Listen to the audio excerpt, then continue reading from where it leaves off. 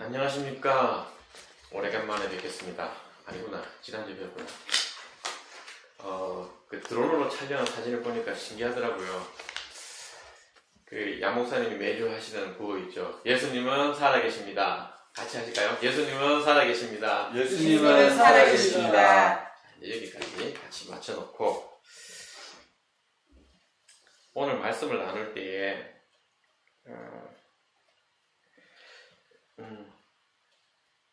우리 같이 좀 전제를 해야 될 게 첫 번째는 우리가 우리 자신이 얼마나 보잘것없는가에 대해서 한번 깊게 생각을 하고 오늘 말씀을 드렸으면 좋겠고요. 그리고 또 하나는 온 세상을 만드신 전능하신 하나님이 우리와 관계가 있다. 얼마큼 관계가 있는지는 각자 다르겠죠. 그렇지만 우리와 관계가 있다는 것, 이것을 꼭 생각을 하면서 같이 말씀을 생각을 하면 좋겠어요. 오늘 본문 앞부분에 보시면 로마서 9장 1절부터 쭉 그 앞부분을 보면 바울이 그 하나님의 약속에 대해서 여러 가지 얘기를 막 해요. 그렇게 하고 나서 우리가 읽은 그 본문을 그런즉 우리가 무슨 말 하리요? 라는 얘기를 하거든요. 그 앞에 이삭에 대한 약속, 아브라함에 대한 약속, 리브가에게 그런 우리 신앙의 순서들에 대한 약속들에 대한 얘기를 쭉 하고 나서 지금 오늘 우리가 보려는 이 본문으로 넘어오거든요.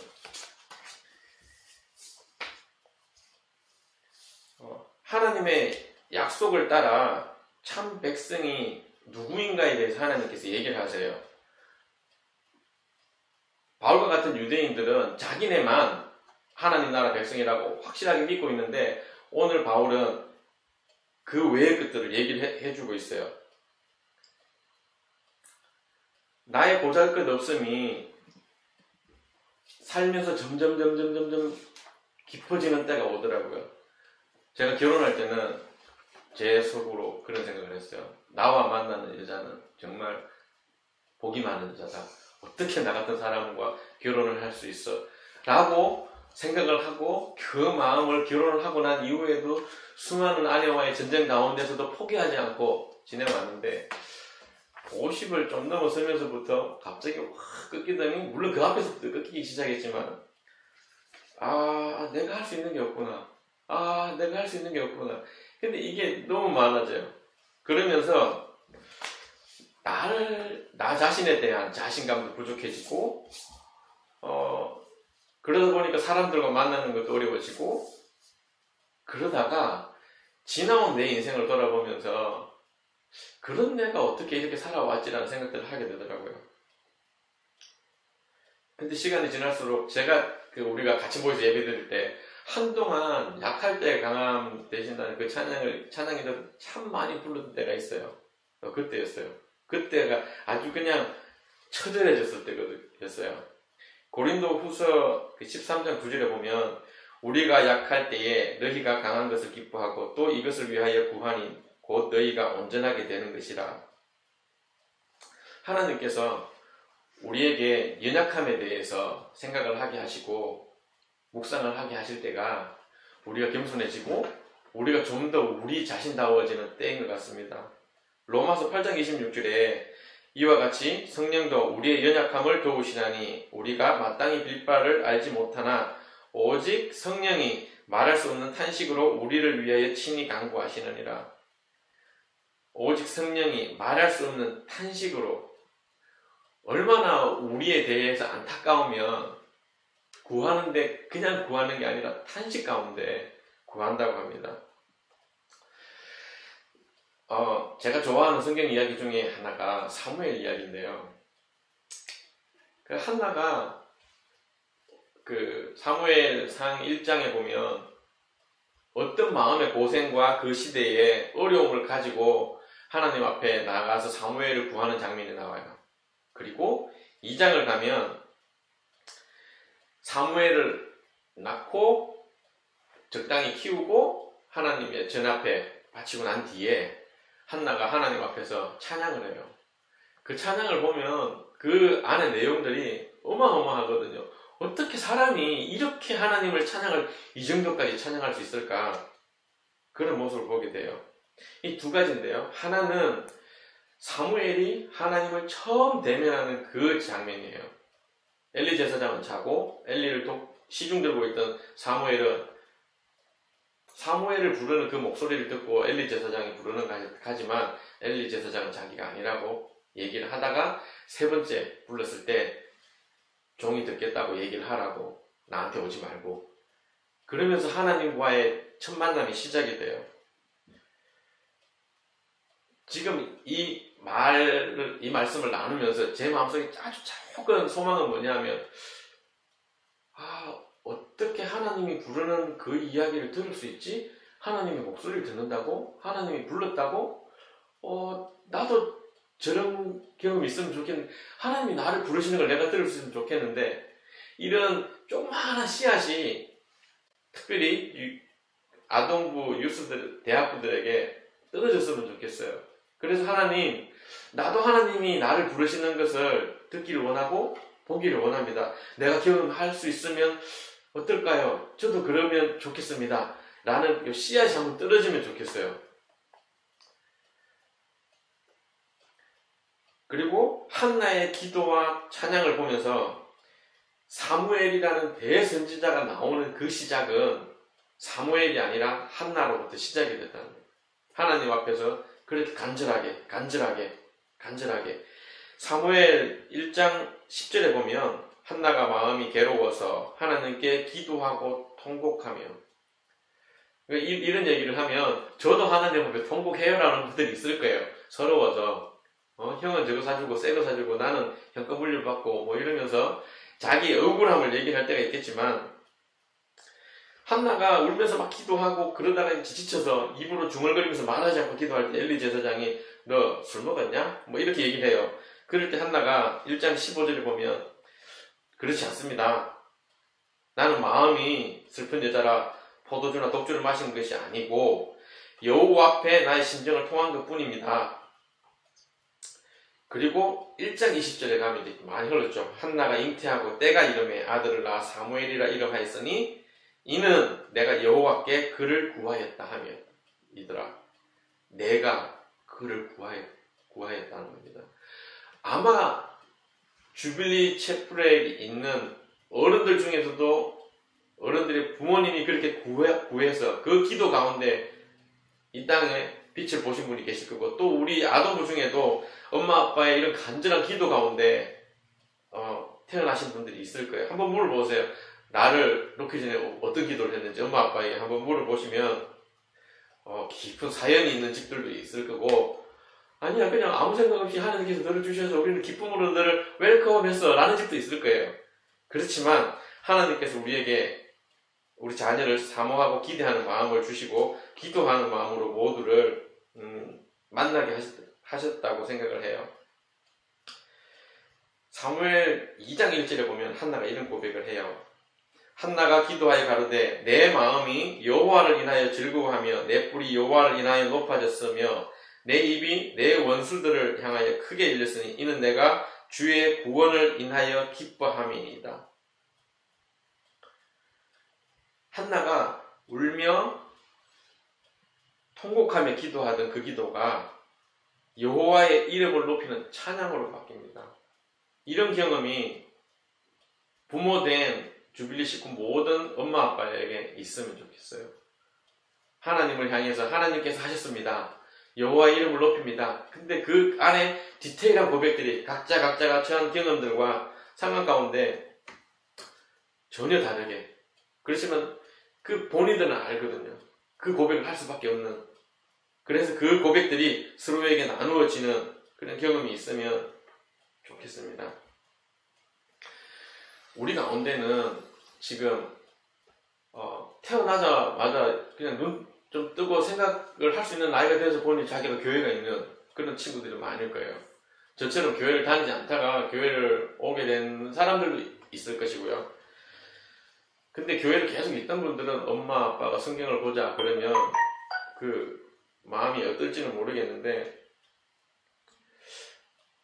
말씀이 우리에게 있다는 것에 대해서 좀 생각을 해봐야 돼요. 하나님께서 하나님 자신을 드러내시고 이 땅을 만드시는 일들에 대해서 사람의 입을 통해서 성령의 도우심으로 우리에게 무언가를 주셨다는 거예요. 근데 그 내용이 우리는 너무 많다고 생각을 해요. 성경 구약부터 신약까지. 그런데 하나님 입장에서 보면 이것밖에 못 주시는 거예요. 아주 조금밖에. 왜냐하면 더 줘도 이해가 안 되는 거예요. 이런 거죠.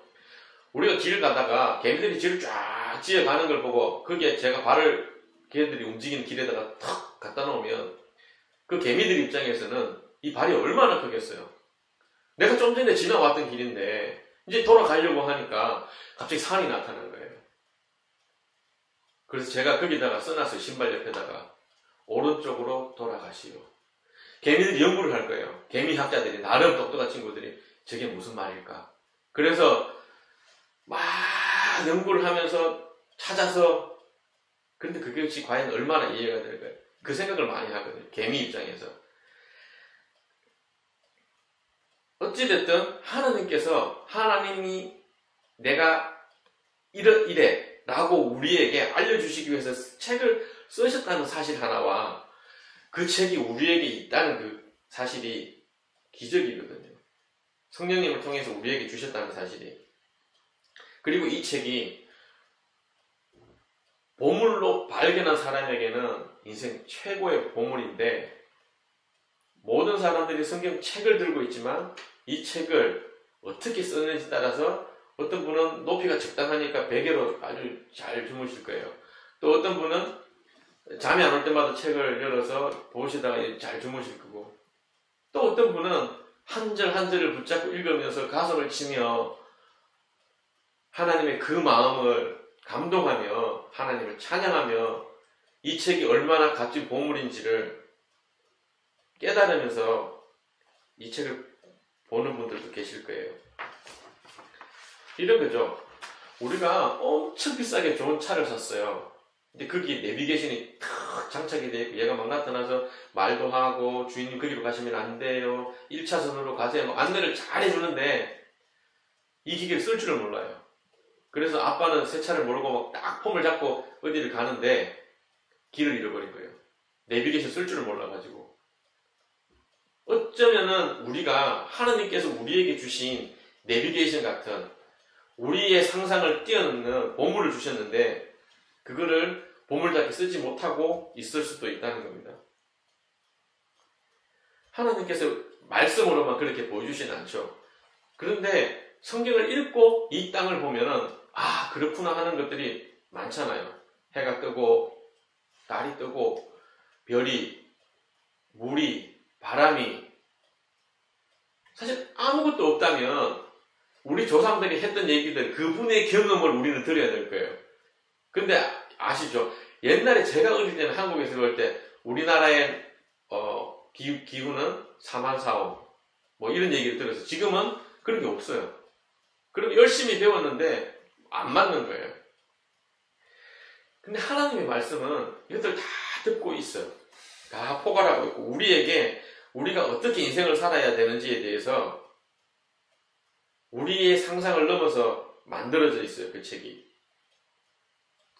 하나님께서 그러면서 그 많은 말들 중에 우리에게 하시는 얘기 중에 하나가 하나는 사랑하라고 하나는 감사하라고 해요. 감사하라고. 근데 아시잖아요. 살다가 보면 감사해야 되는데 해야 된다는 걸 알겠는데 안 되는 걸. 지금 오늘 갑자기 해나가 와 있는데 한국으로 돌아가는 해나를 보면서 어떤 친구들은 한국 가니까 좋겠다. 아 나는 힘들어. 이런 친구도 있는 반면에 해나의 마음을 제가 몰라요. 기쁠지 감사할지 아이 정말 왜 막 이럴 수도 있을 거고 그런데 우리가 시간이 지나면 하나님은 우리에게 가장 맞는 길로 우리를 인도하신다는 걸 알게 될 거예요. 그날이 되면 아 그렇구나 할 거예요. 그러면 그날이 오기 전 오늘 지금 이 시점에 내가 이해가 되지 않는 이 시점에 감사합니다. 하나님 저는 모릅니다. 어찌됐든 저한테 최고의 것을 주시겠죠. 지금 이 상황 가운데. 알겠습니다. 감사합니다. 속으로 딴 말이죠, 그죠? 근데 진짜 아니거든요. 이게 있어도 입으로는 어찌됐든 감사하면서 한번 가보면 좋겠어요. 그럴 때에 하나님께서 우리의 길을 어떻게 만들어 가시는지 볼 수 있으면 좋겠어요. 십계명을 쭉 읽어보면 제가 처음 교회 왔을 때 십계명을 듣고는 제 목에 무슨 밧줄이 묶여있는 줄 알았어요. 그렇게 할 수가 없었어요. 십계명만 생각하면 마음이 힘들어가지고 교회를 제가 고등학교 처음 갔는데 고등학교 1학년 때 너무 힘들었거든요. 근데 시간이 지나고 목사님 설교를 듣고 그리고 경험도 하죠 제가 그렇게 안해서. 그리고 또 소책자를 보고 그렇게 하다가 이 말씀을 보게 돼요. 요한복음 13장 34절에 보면 새 계명을 너희에게 주노니 서로 사랑하라. 내가 너희를 사랑한 것 같이 너희도 서로 사랑하라. 요한복음 15장 12절에 내 계명은 곧 내가 너희를 사랑한 것 같이 너희도 서로 사랑하라. 성경에 보면 예수님이 하나님이 우리를 어떻게 사랑하는지가 나와요. 그런 것처럼 너희도 서로 사랑하라고. 성령님께서 우리 모두에게 지금 강력하게 말씀해 주시면 좋겠어요. 잔잔하게. 그렇지만 흩어지지 않게 서로 사랑해라. 내가 너희를 사랑한 것처럼. 그럼 내가 너희를 사랑한 것처럼 알려면은 가만히 있으면 모르겠죠. 목사님의 설교를 듣는 건 일부분이니까 성경을 봐야 되죠. 도대체 우리를 어떻게 사랑했는지. 그래서 우리가 말씀 앞에 나가서 읽고 또 읽어야 돼요. 그리고 생각해야 되고. 그러면 다 알아질까요? 아니거든요. 그래서 막 졸려요. 해결도 안 되고. 그런데 주변에 좀 나보다 훨씬 더 신앙도 연륜이 오래되고 성경도 더 많이 아시는 분들이 많으시잖아요. 주변에 또 목사님들도 많으시고 가서 물어보면 좋겠어요. 이 말씀이 나는 이해가 안 된다. 이 말씀이 나는 이렇게 되는 거라고 생각했는데 이게 맞냐? 주빌리는 그런 밭이 잘 만들어져 있는 공간인 것 같아요. 그래서 주빌리 안에 말씀에 대해서 깊게 사모하고 묵상하고 질문하고 나누는 그런 모임들이 많아졌으면 좋겠어요. 그래서 그 나누고 모여진 자료들이 우리 자녀들의 세대에 흘러가서 이 아이들이 그것을 밟고 우리가 생각하고 경험하는 것보다 훨씬 더 높이 멀리 나아갈 수 있도록 그런 토양을 다져줄 수 있는 주빌리 채플이 되면 좋겠습니다. 코로나 바이러스가 빨리 끝나가지고 우리가 하던 그 주일 어른들 모임들이 다시 모여지고 같이 기도하고 고민하고 노력하는 시간들이 빨리 돌아왔으면 좋겠습니다.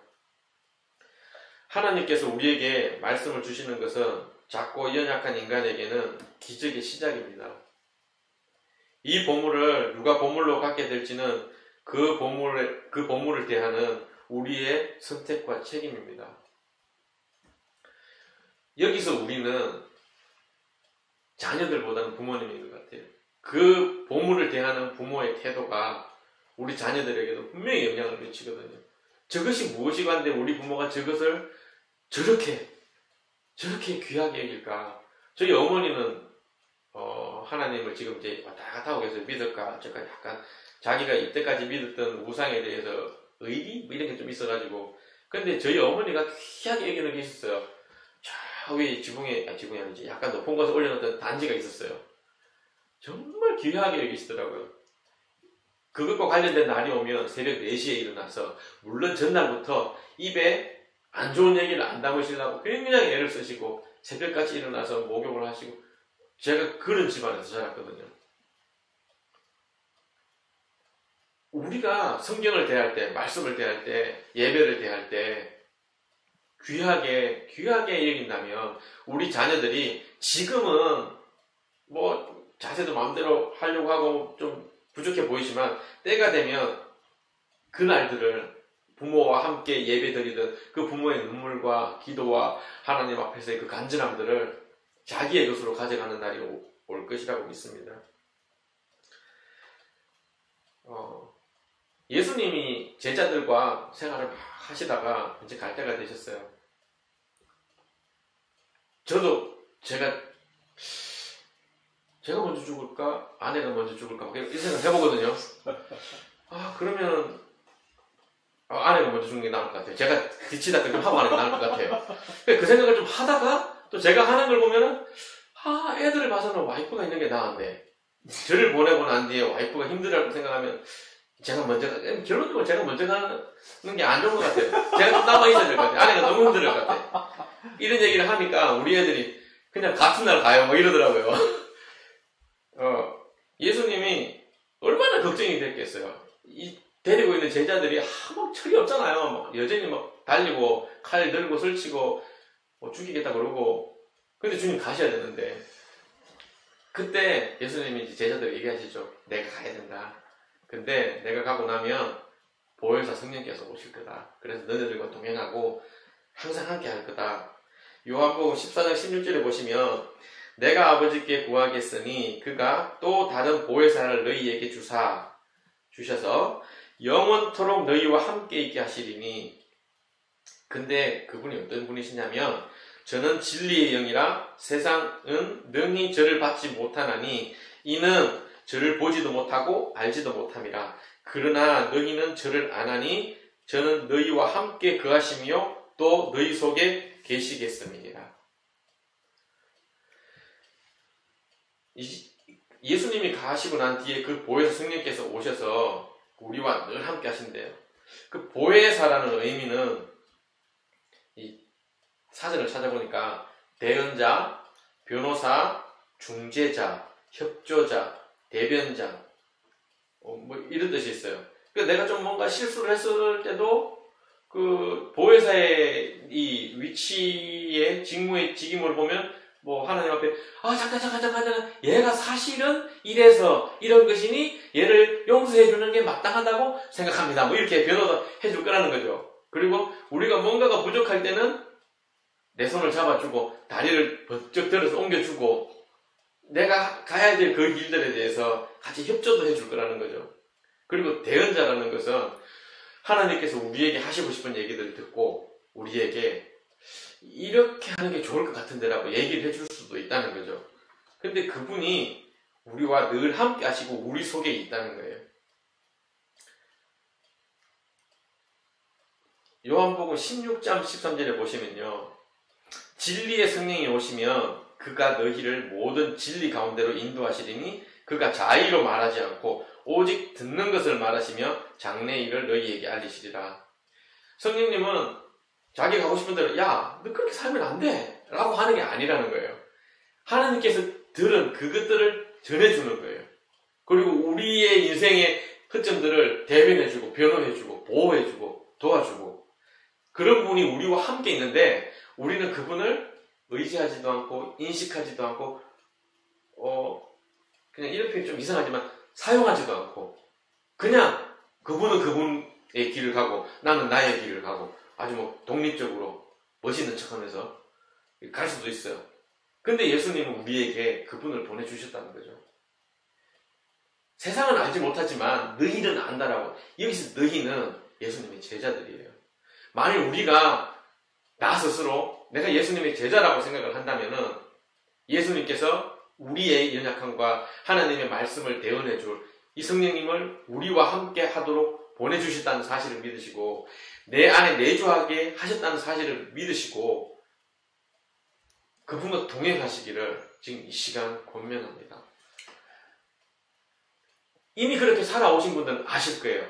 그렇지만 이 일들을 경험하지 못한 분들은 어떻게? 라고 얘기를 하실 수 있어요. 그래서 제가 제일 처음에 사무엘 이야기를 했어요. 사무엘 우리가 대선지자로 보지만 그 대선지자가 하나님을 처음 만날 때는 이게 누구의 소리인지 몰랐다는 거예요. 그래서 우리 주변에 우리를 잘 이끌어줄 멘토가 필요해요. 이런 상황이 되면 이렇게, 저런 상황이 저렇게. 그런 사람들을 하나님께서 우리 주변에 막 세워두셨어요. 어떤 사람은 우리가 보기 내 편이 아니에요. 그런데 하나님께서 그런 사람들조차도 나를 위해서 도우미로 쓰신다는 거예요. 바로를 통해서 일하신 그 하나님께서 하나님의 영광을 이 땅 가운데 드러낼 때 바로를 쓰시죠. 우리가 말씀을 읽는 열심, 성경 공부를 하는 그 열심만큼 못지않게 성령 하나님에 대해서도 마음을 열고 그리고 알고자 하는 그 열의가 더 많아지면 좋겠어요. 그래서 말씀에 대한 열의와 성령님의 도우심에 대한 간절함이 함께 할 때에 우리를 향하신 하나님의 그 사랑을 우리가 더 잘 알게 될 것 같습니다. 요한복음 14장 26절에 보면요. 보혜사 곧 아버지께서 내 이름으로 보내실 성령 그가 너희에게 모든 것을 가르치시고 내가 너희에게 말한 모든 것을 생각나게 하시리라 라고 하세요. 우리가 배웠다고 다 아는 게 아니잖아요. 그 아내하고 싸우면 제일 힘든 게 그래요. 기억력. 힘들어요. 제 거는 별로 안 맞아요. 나중에 보면은 거의 한 8대2 이렇게 얘기하면 지금 이 상황을 보고 있는 아내는 9대1 뭐 이럴지도 모르겠는데 성령님께서 기억나게 해주신다는 거예요. 어떤 상황이 됐을 때 예수님의 제자로 살아가는 우리에게 선생님이 말씀하신 것을 그 상황에 탁 생각나게 하신다면 실수하지 않겠죠. 성령님께서 우리를 통해서 하시는 많은 일들을 찾아보시면 정말 많이 나와요. 성경을 볼 때 내가 어떤 관점을 어떤 렌즈를 끼고 보느냐에 따라서 이 성경이 보이는 게 전혀 달라지거든요.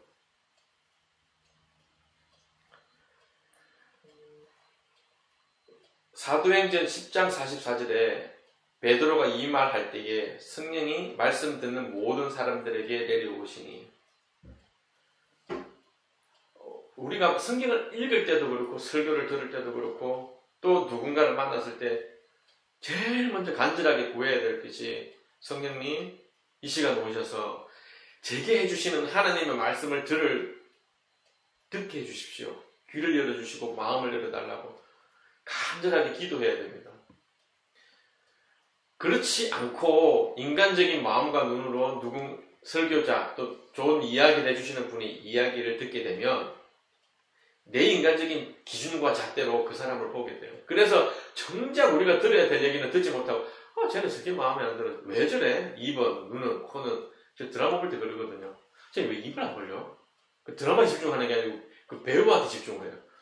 쟤는 왜 저렇게 잘생겼어? 잘생기면 나중에 화가 나요. 어떻게 사람이 저렇게 생길 수가 있어? 그러다가 그거 봐, 저 발음하는 거 봐. 계속 트집을 잡아요. 그러면 정작 그 드라마를 통해서 작가가 우리한테 주려는 메시지를 보는 게 아니라 내가 보고 싶은 걸 보고 끝나는 거예요. 그 드라마를.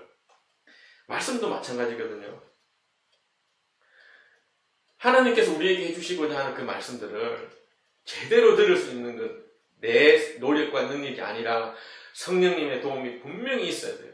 그럴 때에 그 말씀 가운데 숨겨져 있는 하나님의 깊고 오묘한 것들이 보여질 겁니다. 제가 고등학교 때 대학에서 공부한 선배가 여름방학이라고 와서 성경 공부를 하자고 했어요. 한 요방만 해요. 졸업식에 앉아서 둘이서 공부를 했던 것 같은데 처음 울었어요. 그날. 그게 하루만 한 게 아닌데 사실 왜 울어졌는지 기억이 안 나는데 저도 이유를 잘 몰라요. 굉장히 울었어요. 아마 그날 하나님께서 저한테 무언가를 심하게 얘기를 하셨나 봐요.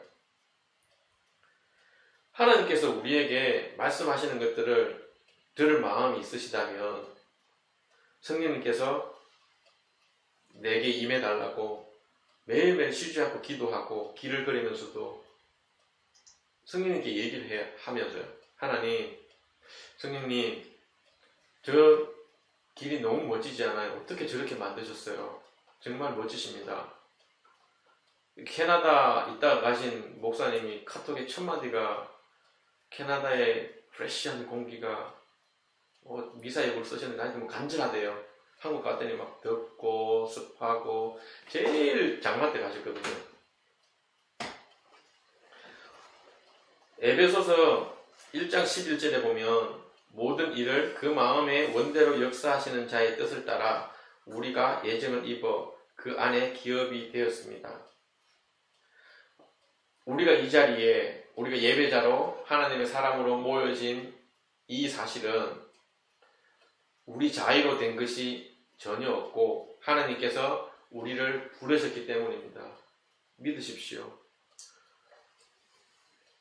내가 내 발로 교회를 왔다고 생각을 하시는 분들, 저 역시도 그랬어요. 그렇지만 그 앞과 뒤에 전후사정 하나님께서 언젠가 얘기를 하실 거예요. 내가 너를 불렀고 내가 너를 위해서 무슨 일들을 했는지 보여주시는 날들이 올 거예요. 생각나게 하시는 날들이. 그때가 되면 우리를 부르신 하나님이시라는 그 말씀 앞에 어떤 반박도 할 수가 없을 겁니다.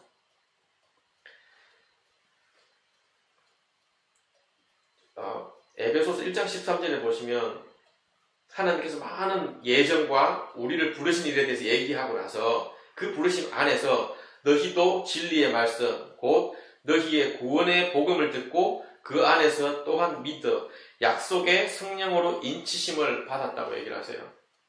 그러니까 이렇게 막 얘기를 하고 내가 너를 불렀어. 도장 꽝! 이 얘기예요. 도장 찍었다는 얘기는 끝이라는 거죠. 딴 말 하지 말라는 거예요. 캐나다는 특히 문서가 이 사인 도장 찍으면 끝이잖아요. 하나님께서 도장 꽉 찍으신 거예요. 내가 내 생각에 나는 이런 게 아닌 것 같아. 필요 없다는 거예요. 도장 꽉! 끝! 오늘부로. 이제 끝났어요. 그래서 우리가 매일매일 더 간절하게 구해야 되는 것이 성령님 도와주십시오예요. 성령님 도와주십시오. 우리와 영원토록 함께하게 하신 그 하나님을 우리가 기억하면서 성경을 열심히 읽기 바라요. 그리고 성령님의 도움을 간절히 바라면서 읽기를 원해요. 그리고 성령님께서 진리의 말씀을 인도해 주실 거라는 기대를 가지고 읽으십시오. 성령님께서 우리가 읽는 말씀을 이해하게 해주실 거예요. 그 모든 것을 기대하면서 말씀 앞에 성령님과 함께 동행하시길 바랍니다.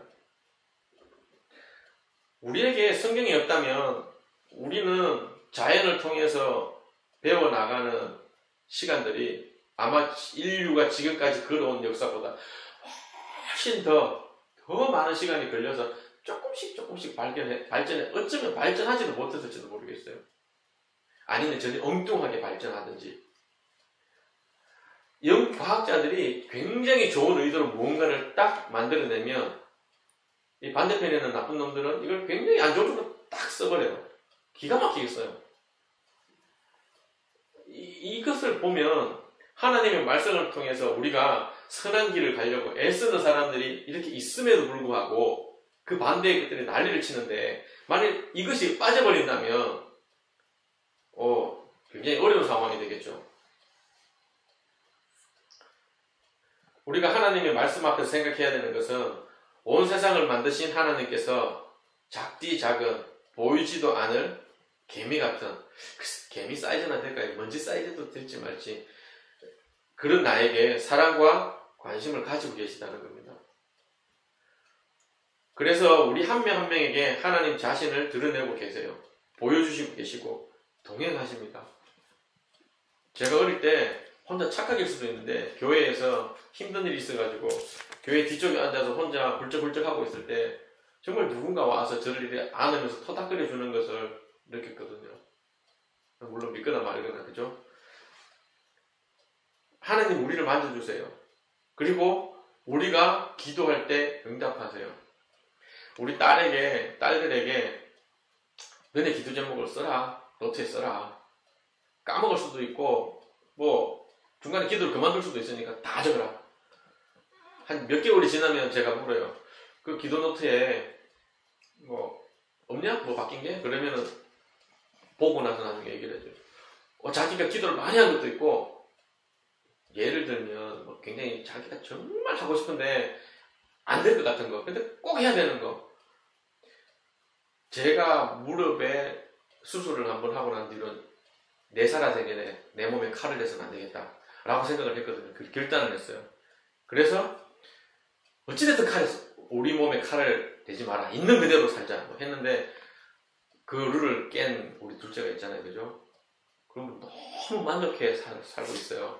아주 너무 행복한가 봐요. 그럼 살도 빼고 난리도 안 해요. 지금 우리 집인지 체육관인지 막 신났어요. 저 빼고 다 여자잖아요. 여자들 모이면 난 몇 킬로야. 난 몇 킬로에서 어떡해 난리도 안 해요. 그런데 우리가 기도를 얼마나 하든 하나님께서 그 기도에 응답을 하신다는 걸 우리 딸들이 저한테 얘기를 해요. 사실 자기 잊어버렸다고. 근데 그 일이 되어졌고, 이 노트들이 우리가 하나님을 향한 기대감을 더 갖게 해요.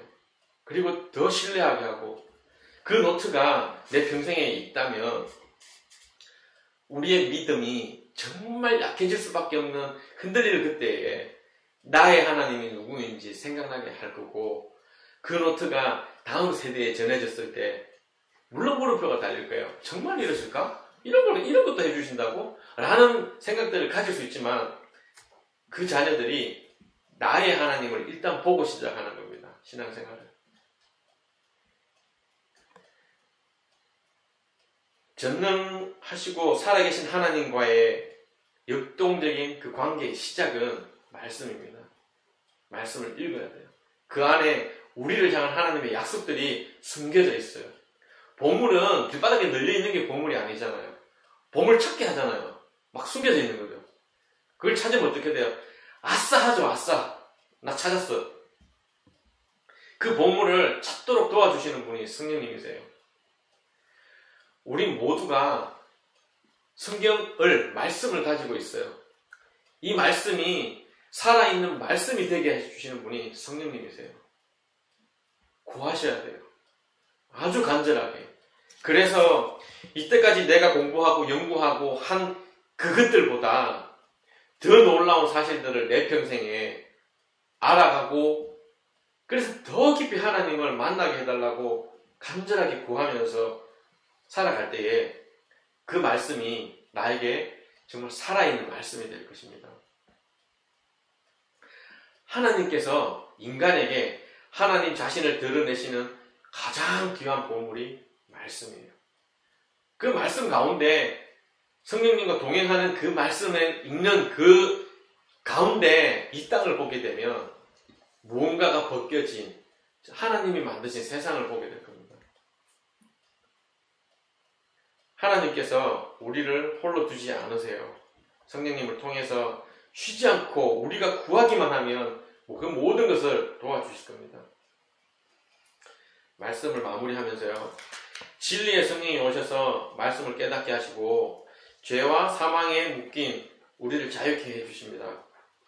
지금까지 오시느라고, 지금까지 여기까지 오시느라고 애쓰셨고 참 잘하셨습니다. 이제부터는, 오늘 이 시간부터는 지금보다 조금 더 성령의 동행하심을 구하고 말씀을 함께 읽으면 좋겠습니다. 그리고 성령님과 동행하면서 경험하는 하나님의 일을 우리 구역과 가족과 어떤 모임에 가든지 자주 나누면 좋겠어요. 그래서 살아계신 하나님을 경험하는 교회로 주빌리 채플이 소문이 나면 좋겠어요. 그래서 주빌리뿐만이 아니라 이 땅에 있는 많은 교회들을 통해서 교회에 다니는 사람들은 하나님이라 그분과 같이 있대. 그분을 경험하면 놀라운 일이 있대. 우리가 상상도 못한 일들이 펼쳐진대. 어마어마한 분이래. 그 소문이 믿지 않는 자들에게도 들려져서 많은 사람들이 하나님을 기대하며 교회로 나올 수 있도록, 인도되어 줄 수 있도록 하면 좋겠습니다. 주빌리 교회가 하나님을 오늘 이후로 지금보다 더 엄청난 하나님을 경험하는 교회가 되어지기를 소원합니다. 잊지 마십시오. 우리는 기적 속에 살고 있는 하나님이 택하신 백성입니다. 우리가 연약하지만 우리와 동행하시는 전능하신 하나님이 계십니다. 말씀 가운데 섬세하게 모든 것들을 이야기해 주시는 하나님이 계십니다. 기대하십시오. 그리고 많은 곳들에서 성령님을 향해서 선포하십시오. 세상을 향해 선포하십시오. 성령님, 나와 동행해 주십시오. 동행하셔야 됩니다라고 얘기를 하십시오. 왜냐하면 내가 예수 그리스도의 제자이기 때문입니다. 그리고 그것을 약속하신 분이 다른 누구도 아닌 예수님이세요. 그 모든 사실을 인쳤다고, 도장 찍었다고 성경이 말하고 있어요. 이제 자신 있게 자신감을 가지고 성령님 나와 동행하셔야 됩니다. 라고 얘기를 하십시오. 많은 성경을 보지 않아도 내가 말씀 앞에 아주 한 절이라도 아니면 아주 짧은 구절이라도 매일매일 대하면서 성령님을 구해 보십시오. 그러면서 거기에 일어나는 생각들, 일들을 다 노트해 보십시오. 성경 다음으로 하나님께서 우리에게 주시는 값진 보화가 될 것입니다. 그 보화를 받는 우리 다음 세대 아이들은 엄청난 보화를 2개를 받게 됩니다. 이것이 쌓여질 때 믿음의 전통 가문이 될 것입니다. 하나님께서 동행하는 가문이 될 것입니다. 나는 약하고 보잘것없고 사람들이 보기에 애하지만 나와 동행하시는 하나님을 인해서 나를 둘러싼 그 무엇도 나를 함부로 대하지 못하고 해하지도 못합니다. 나의 연약함이 아니라 나의 부족함이 아니라 나와 동행하시는 하나님, 이미 약속하신 하나님, 그 하나님을 바라보시는 주빌리 채플 가족 여러분 되시기를 기도합니다. 잠깐 기도하겠습니다.